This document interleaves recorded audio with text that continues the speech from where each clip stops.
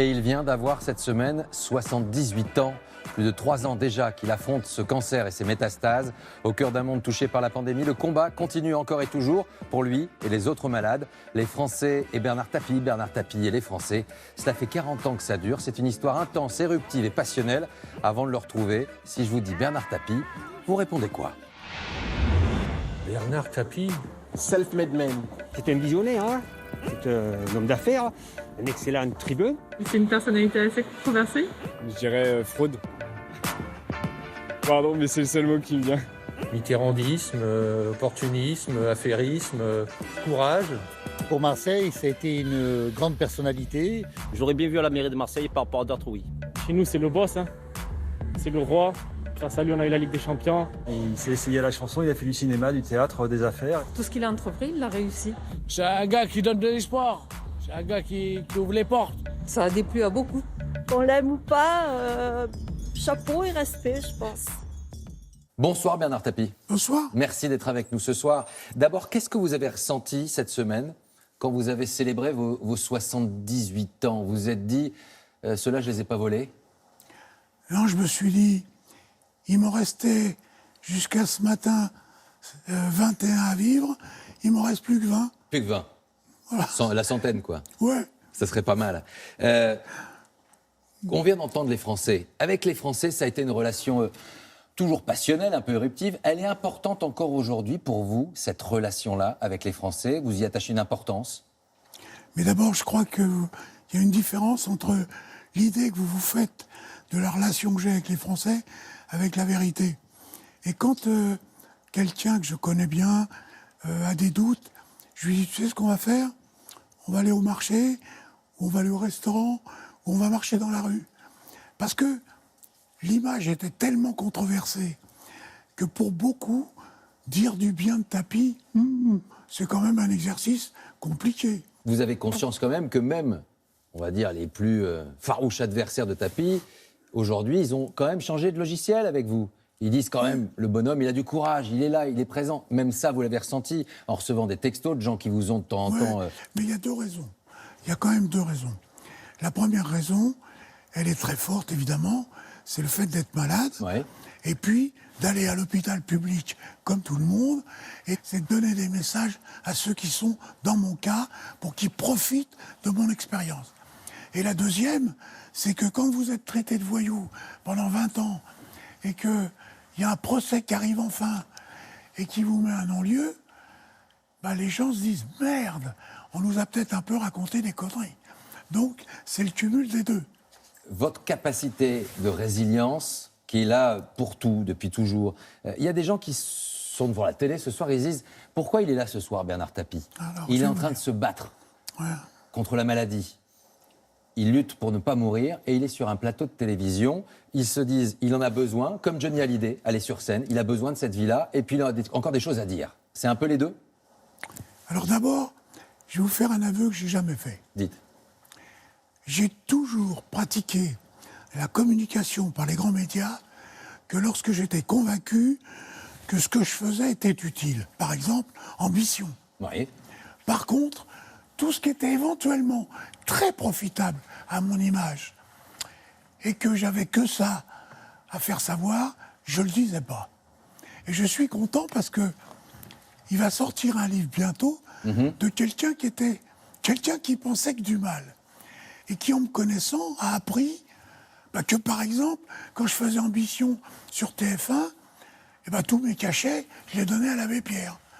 C'est-à-dire que tout ce qu'aurait pu arranger un peu mon image, je ne l'ai jamais communiqué. Et qu'est-ce qui vous a poussé à ne rien dire? Parce que j'ai pas besoin. Moi, je m'en fous. Quand vous faites un métier public et qui dépend de l'opinion publique, un homme politique, il est obligé, puisqu'il est réélu que s'il plaît. Moi, non. Ce bouquin, c'est celui de François-Olivier Gisbert? C'est lui? Je ne vous fais pas dire. Ne vous faites pas dire. On va revenir sur tous ces éléments, et sur la France, et sur les Français. Les questions des Français, justement, sur ce virus, sur les politiques, les espoirs, les plus jeunes qui sont fragilisés, les anciens qui attendent le vaccin. Une question surprise d'un géant, c'est Teddy Riner qui vous la posera. Votre foi et les forces de l'esprit d'un ancien président. C'est l'instant archive de ce soir. François Mitterrand, on le retrouvera tout à l'heure. Votre Marseille, la ville que vous aimez, la valse des mers, un OM fébrile, et la bonne mère qui veille sur tout cela. Et le live de ce soir, une rencontre avec les sœurs Berthollet. Triple passion, la musique, le violon et Vivaldi.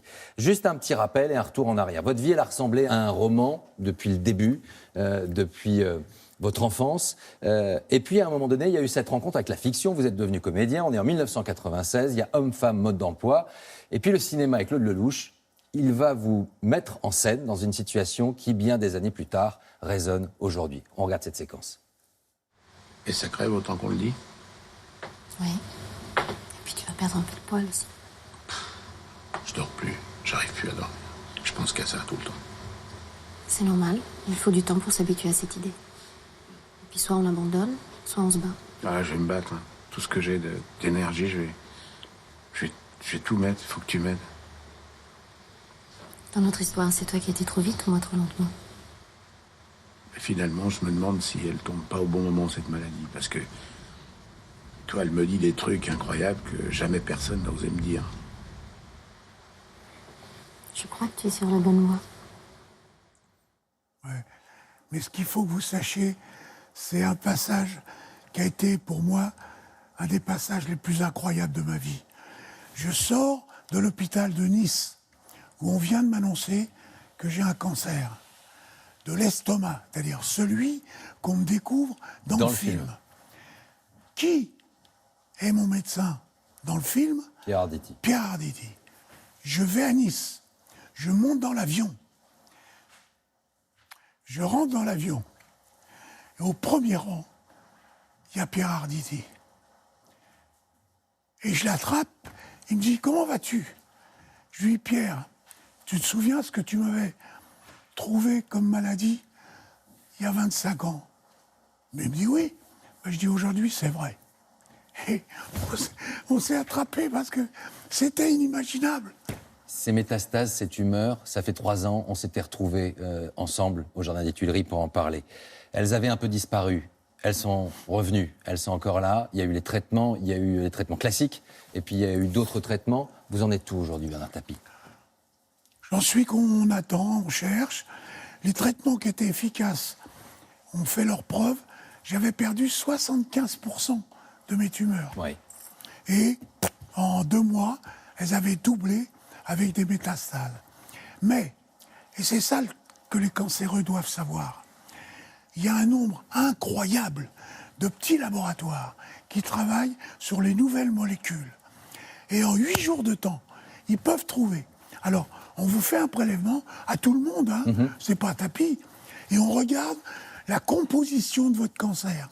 Car en fait, on s'aperçoit qu'il n'y a pas 3 types de cancers. Il y a 60 millions de cancers. Et en analysant les tumeurs, on découvre exactement comment est composée cette tumeur. Et immédiatement, on regarde dans le monde quel est l'examen qui permettrait d'anéantir les tumeurs. Vous nous dites ce soir que, et pour ceux qui nous écoutent, mais on ne l'a pas trouvé pour l'instant. Que vous êtes en France, riche ou pauvre, issu d'un milieu social ou pas, anonyme ou célèbre, il y a une forme d'égalité devant la maladie. Totale. Totale. Et je vais vous dire, s'il y a une chose, en France en général, et sur la santé en particulier, c'est que vous ne pourrez jamais convaincre un grand professeur de vous donner un truc s'il n'est pas capable de l'avoir pour votre voisin qui est personne. Ils ont cette éthique-là. Et c'est qu'en France que vous trouvez ça. Il y a des questions des Français. Christophe, qui vous pose une question d'Indre-et-Loire, quel conseil pourriez-vous donner pour réussir à conserver cette force que vous avez, vous, face à la maladie? Florence, dans l'Aveyron, bonjour, mon mari a surmonté un cancer, je sens que son moral redescend. Comment faites-vous pour avoir cette énergie? C'est une question rituelle qui revient souvent avec vous. C'est quoi? Ça se passe dans la tête, Bernard Tapie, aussi, ce combat? Pas du tout. La tête, elle aide. Oui. Mais la vérité, c'est que c'est un combat intérieur. Entre qui et qui? Des tumeurs qui vous sont hostiles, mais qui sont les vôtres. C'est pas un virus. et votre système immunitaire. Comment il fonctionne à l'énergie? Si l'énergie que vous avez est plus forte que l'énergie de votre tumeur, Elle vient de taper la vous tumeur. allez gagner. Et pour avoir de l'énergie, il y a un moyen, c'est de faire de l'exercice. Et les lettres que je reçois aujourd'hui, je vous en garde une que mon fils, qui est là, m'a amenée. C'est un pépé de 81 ans. Il m'a envoyé avec sa lettre sa photo avec un vélo. Et il me dit, Bernard, j'ai cru à votre histoire. Ça faisait 2 ans que je ne bougeais plus. Je fais 2 kilomètres en vélo tous les jours. Et ça va mieux. Quand on vous écoute, on a presque l'impression aujourd'hui que l'idée de la mort n'est plus l'objet essentiel de votre combat, quoi. C'est plus une peur. Ah mais j'ai jamais eu. Moi je suis totalement dans la ligne d'une existence. Pas de la vie de la mort. D'une existence qui existe sous certains paramètres dans un premier temps, avec des étapes. Puis après, votre âme existe toujours. On va retourner un petit peu en arrière avec celui qui vous a fait entrer en politique, c'est François Mitterrand. Il nous prononçait ses derniers vœux. C'était effectivement son dernier discours. On va l'écouter avec ces mots et on parlera de la foi juste après. Regardez. L'an prochain, ce sera mon successeur qui vous exprimera ses vœux. Là où je serai, je l'écouterai. Le cœur plein de reconnaissance pour le peuple français qui m'aura si longtemps confié son destin, et plein d'espoir en vous. Je crois aux forces de l'esprit et je ne vous quitterai pas. Ces forces de l'esprit, ça vous parle encore aujourd'hui, Bien sûr. ces mots-là. Vous êtes donc croyant, vous avez la foi Oui. depuis toujours? Non, Elle n'est pas venue tardivement? Non, pas du tout, parce que je ne suis pas né du tout dans un milieu qui pratiquait. J'étais baptisé, ma mère le voulait, mais on ne pratiquait pas du tout. Et, comme vous le savez peut-être, je jouais du violon, et je jouais plusieurs fois dans une église dans la banlieue, Aubervilliers, La Courneuve, Saint-Denis, Le Bourget. Et un dimanche matin, j'ai été pris par une émotion, par quelque chose que je ne peux pas décrire, qui m'a fait jouer comme si j'étais ailleurs. Et j'ai cherché à comprendre. Et je suis tombé sur un prêtre qui était un type extraordinaire, qui m'a dit « Bernard, t'as fait la rencontre ». Et sur le coup, je n'ai pas compris. Et tout au long de ma vie, après, j'ai compris. Cette rencontre, elle est incompréhensible par quelqu'un qui ne croit pas. Et ce que je vais vous dire, il faut faire l'effort pour venir y croire. C'est pas lui qui vient à vous, hein. Et on ne le fait pas pour demander des choses. Mais là, ça n'existe pas. Cette foi qui dit, bon ben voilà, il va m'aider, il va m'apporter ça. C'est quoi cette foi? C'est un rapport, c'est une croyance, c'est croire en l'amour? C'est la conviction qu'il existe quelque chose d'autre et que vous serez jugé, non pas sur ce qui se dit, non pas sur ce que vous croyez de vous, mais ce que vous ferez.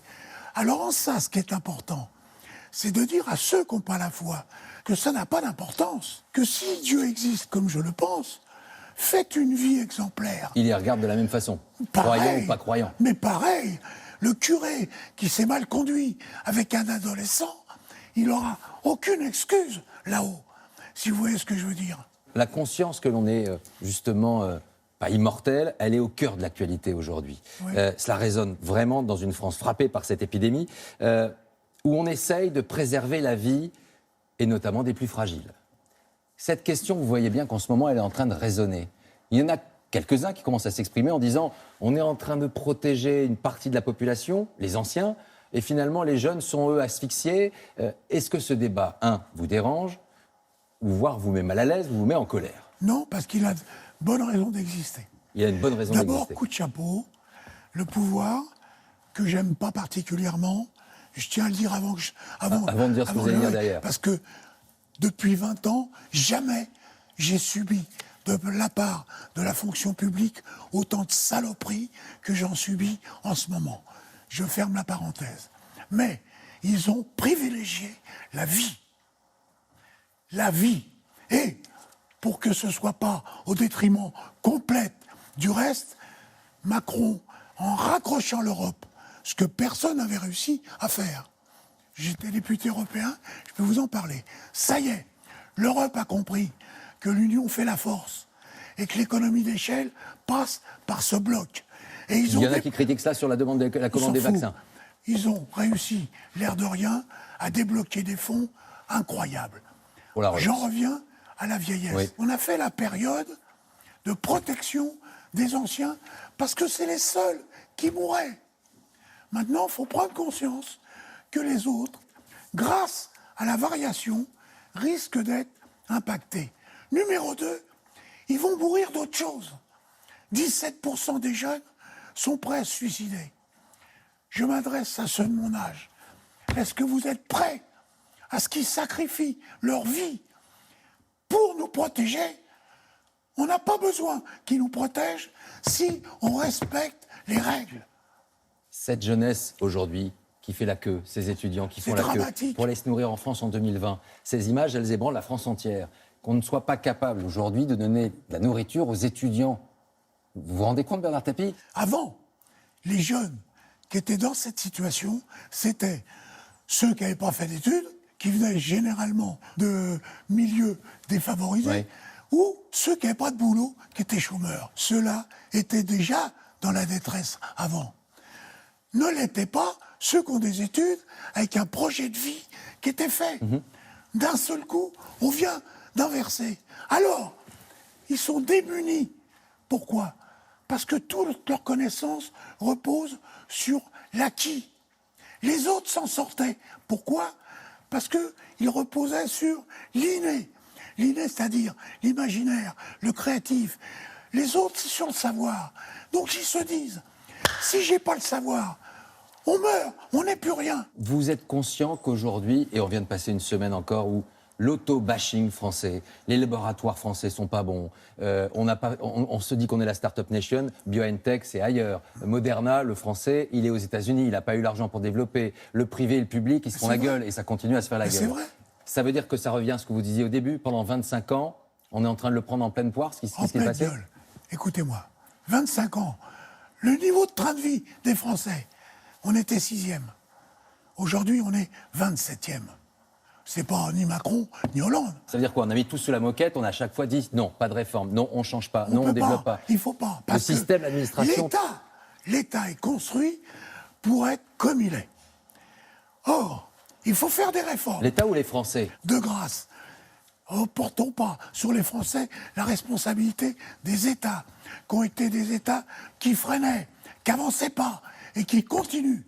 Moi, je connais bien, figurez-vous, Stéphane Bancel. Oui.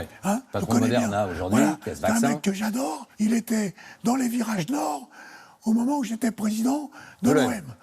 Et donc, on s'adore. Lui, c'est un mec fantastique. Mais pourquoi il n'est pas en France? Pourquoi il n'est pas resté en France? Quand je l'ai appelé, tu sais quand j'ai parlé aux autorités françaises la première fois de mon vaccin? En avril. Et je demandais du fric. Ils m'ont même pas répondu. Et quand le brevet, il existe, que les étapes dangereuses sont passées, on est en novembre. Et nous, on n'y croit toujours pas. Pourquoi à la décharge du pouvoir? Je vais vous le dire. Parce qu'ils ont des excuses. Si au départ, monsieur le président, il dit « Banco, on fait les vaccins ». La prise de risque. Si jamais il y en a 3 qui meurent, il est mort. Alors qu'il vaut mieux qu'il y en ait 5000 de plus qui meurent et qu'il n'y ait aucun risque que le contraire. Mais mettez-vous à la place des gens qui ont le pouvoir. Alors qu'est-ce qu'on leur reproche? Moi, je leur reproche de ne pas dire « je ne serai peut-être pas élu le prochain coup, mais j'y vais. Mais les réformes, je les fais. » Là, qu'est-ce qui se passe? Je suis à peine élu, je commence déjà à préparer les prochaines. Alors, j'avance cette réforme. Voilà, sa gueule. Hop, je la retire. Et puis, on fait rien. Ça fait 40 ans que c'est comme ça. Et ça fait 30 ans que c'est comme ça. Alors, j'espère que les prochaines élections, le ou la candidate, ou les candidats diront, moi, je fais les réformes. Elles seront celle-là, celle-là, celle-là. Ils nous l'ont tous dit. Si au quinquennat, je ne les ai pas faites, je m'engage solennellement à ne pas me représenter. Qu'est-ce que tu penses de ça? Moi, je pense qu'il y en a beaucoup qui l'ont dit et qu'ils sont vite empêchés. Je ne me représente pas. Ah, je ne me représente pas. Bah, maintenant, ils sont empêchés de se représenter, souvent. Ouais. Autre intervention ce soir. Il y a quelqu'un qui voulait vous envoyer un message. C'est un combattant, lui. Conquête d'une nouvelle médaille d'or aux Jeux Olympiques. Il rêve de ces Jeux Olympiques de Tokyo. C'est Teddy Riner. Je connais bien. Il voulait vous envoyer un petit message. On l'écoute et on se retrouve juste après. Bonjour Monsieur Tapi, un grand honneur pour moi de vous poser cette question. La question est toute simple, c'est si c'était à refaire, est-ce que vous feriez le même parcours? Voilà. En attendant, bon courage pour votre combat, de tout cœur avec vous. Alors, je vais vous redire quelque chose que j'ai déjà dit.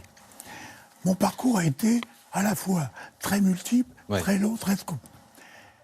Je n'ai jamais entrepris quelque projet que ce soit sans qu'il m'ait été proposé. Tout ce que j'ai fait, ministre, député... Ministre François Mitterrand, l'OM, Edmond Charleroux. L'OM, Edmond Charleroux. Le film, c'est Claude Lelouch. La fiction, c'est Patrick Lelay. Adidas, c'est la banque Paribas. Il y a 2-3 trucs que vous auriez finalement pas refait, pas fait de la même façon, ou même la politique aujourd'hui. Souvent, vous nous dites, ça, si j'avais pas mis le doigt dedans, peut-être que je me serais quand même mieux comporté, peut-être que je me serais fait moins de bile. Ouais, mais j'aurais pas eu la satisfaction incroyable d'arriver en partant d'où je viens, d'être député. C'est de la vanité. Bernard Tapie, vous venez d'évoquer Marseille, en creux, l'OM, l'Olympique de Marseille, quand Edmond Charleroux vous le propose. Aujourd'hui encore, on est en 2020. Il y a des mômes, ils vous ont jamais croisé, mais vous êtes le boss encore à Marseille. Quand on s'est vu il y a 3 ans, il y a des images dans les virages nord, quand ça scandait votre nom. Et aujourd'hui encore, le jour de votre anniversaire, 78 ans, ils sont là, ils sont présents. Cette histoire avec Marseille, elle aurait pu même se terminer comme étant maire. Ça aussi, c'est quelque chose... c'est ça que je voulais. Bah oui. La seule vérité, c'est que quand j'ai pris goût à la politique et que j'ai gagné 3 élections de suite dans des élections que j'aurais normalement pas pu gagner, les européennes, j'aurais jamais dû faire le score que j'ai fait. Je me suis porté sur Marseille. Parce que, avec cette ville, j'ai une relation d'amour inimaginable. Parce que je les ressens. Parce que je les... Et là, ils ont trouvé, mes concurrents, ils ont trouvé le moyen. C'était de me rendre inéligible. Il n'y avait pas d'autre moyen. Vous pensez toujours, et vous avez toujours cela en tête, cette idée que une partie du système, de la classe politique, quand François Mitterrand vous a adoubé, elle s'est dit qu'est-ce qu'il vient faire ici? En fait, je vais dire l'ancien prolo, qu'est-ce qu'il vient faire chez nous? Qu'est-ce qui vient nous déranger chez nous? Il y avait de ça aussi, dans cette colère politique contre vous? Il y avait probablement des attitudes qui n'étaient pas... De classe méprisante? Non, mais de faute de ma part. Parce que j'ai pas voulu faire l'effort de me comporter comme un homme politique. C'est ce que j'ai fait dans toutes les activités, et dans toutes les activités, on me l'a pardonné.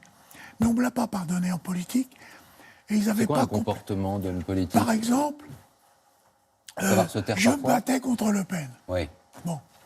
Eh bien, j'ai dit des choses que même Mitterrand m'a dit, on n'a pas le droit de dire ça. Quand on est président de la République, quand on est un homme politique, quand on est un ministre, c'est des choses qu'on ne dit pas. Voilà. Bernard Tapie, vous dites, j'aimerais avoir réglé mes affaires avant de partir serein. C'est en écho à ce procès au mois de mai? C'est celui-là qui hante vos jours et vos nuits encore? Il ne me hante pas. Ce qui me hante, c'est l'idée que je ne puisse pas être là. Ce jour-là. Et je vais vous dire, mes médecins seraient là, ils vous diraient, j'arrête pas de les emmerder. À chaque fois qu'on tente un truc, je leur pose une seule question. Putain, dis-moi, en mai, je suis là ou pas? Et l'expert, il y a un expert qui a été nommé par le tribunal pour que la présidente accepte de reporter le procès de la cour d'appel en mai, avec beaucoup de sérieux.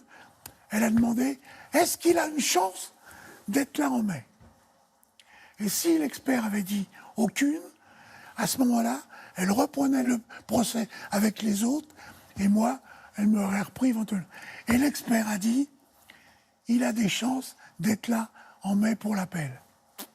L'heure de la rencontre de 20h30, Bernard Tapie, le dimanche, avec 2 musiciennes qui vont nous rejoindre, 2 sœurs, Camille et Julie Berthollet. Elles ont vendu 250 000 albums, récompensés de plusieurs disques d'or. Elles nous proposent leur 4e album en duo avec vos 4 saisons, mesdames. Et elles seront en live dans quelques minutes avec nous. Bonsoir, merci d'être avec nous toutes les deux. D'abord, vous avez 2 musiciennes fans de sport et de football, je crois, j'ai cru comprendre que le football, ça résonnait en vous. Et puis, un deuxième élément, je vais vous apprendre quelque chose. L'homme que vous avez en face de vous, vous savez qu'il a été comédien, chef d'entreprise, politique, animateur télévisé, Et puis, il a été aussi musicien. Seul Ray Lamy, Exactement. Et on espère que c'est accordé. d'après vous. Il a été musicien. Il a eu un prix. Regardez derrière moi. Qu'est-ce qui s'est. Bernard Tapie, vous le disiez tout à l'heure, c'était quand vous étiez à la Courneuve, vous avez fait du violon. Ça va faire. Ah merde. Ça va faire sourire 2-3 Vous personnes. connaissez ça? Ah oui, et puis la salle Gaveau, on la connaît bien aussi. Ah oui, salle hein. Gaveau, elle est Oui, belle. Oui. Et les loges sont horribles. Ah ben, on a retrouvé ça dans nos tiroirs. On s'est dit, tiens, celui-là, c'était quoi? C'était une volonté de. Ah non, mais moi, mes parents, ils voulaient qu'on soit heureux. Mon frère et moi, ils étaient comme des fous. Alors, on va faire de la musique, papa.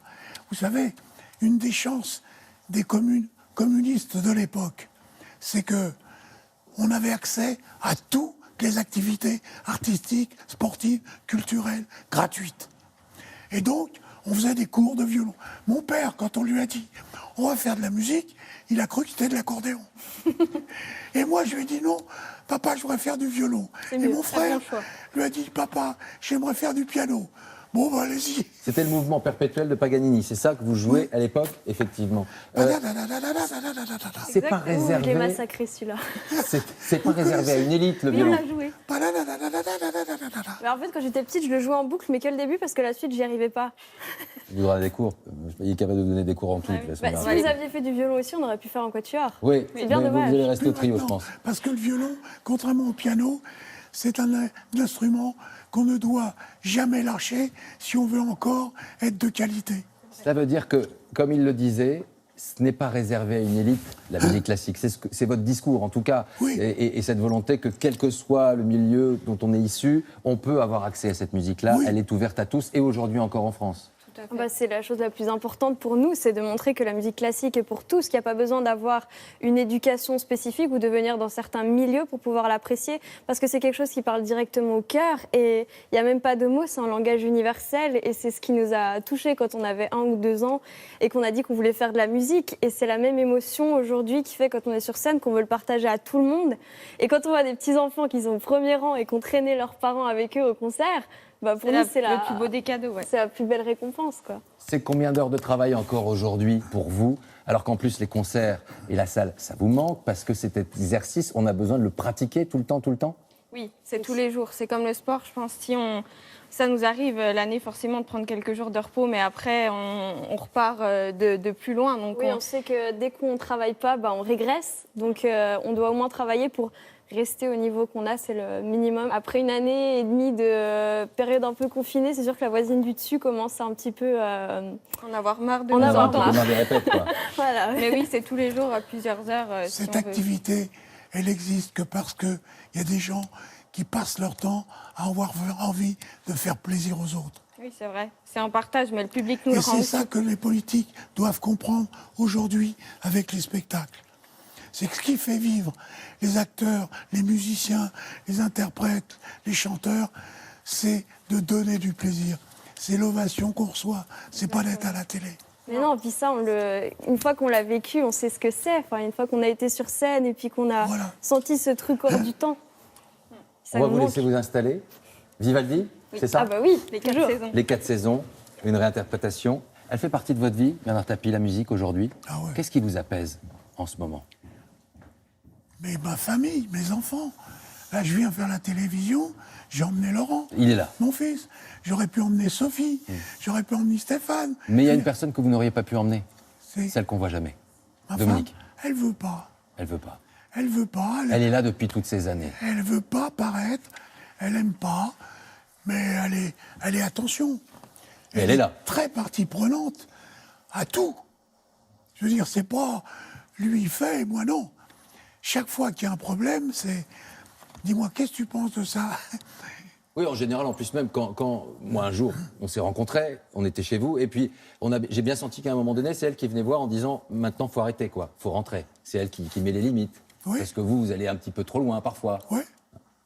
On va les écouter, les sœurs Berthollet. Elles interprètent effectivement les 4 saisons, et après on découvre les coups de cœur de 20h30 et on retrouve Bernard Tapie. Allez-y, mesdames.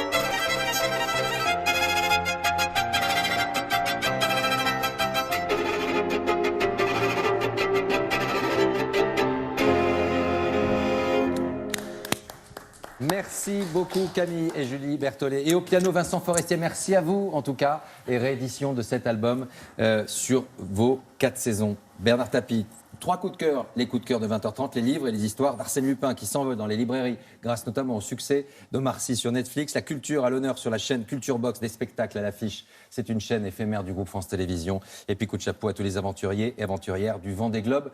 Elle était pas mal non plus cette traversée de l'Atlantique il y a quelques années. Vous les avez secoués sur le bateau. Ben, on a battu le record. Hein. Encore un. On se retrouve bientôt, Bernard Tapie, au mois de mai, pour ce procès. Il est important pour vous, pour nous, pour savoir, pour enfin avoir la décision. Merci d'être venu sur ce plateau ce soir. Merci à vous. Merci, mesdemoiselles, merci, monsieur. Et on se retrouve la semaine prochaine, bien sûr, sur le plateau de 20h30. Bon courage à vous tous. Portez-vous bien. Et on s'en sortira de tout ça. Courage. Courage. Restez sur France 2 du cinéma ce soir avec Tom Cruise. Ça s'appelle Mission Impossible. À la semaine prochaine.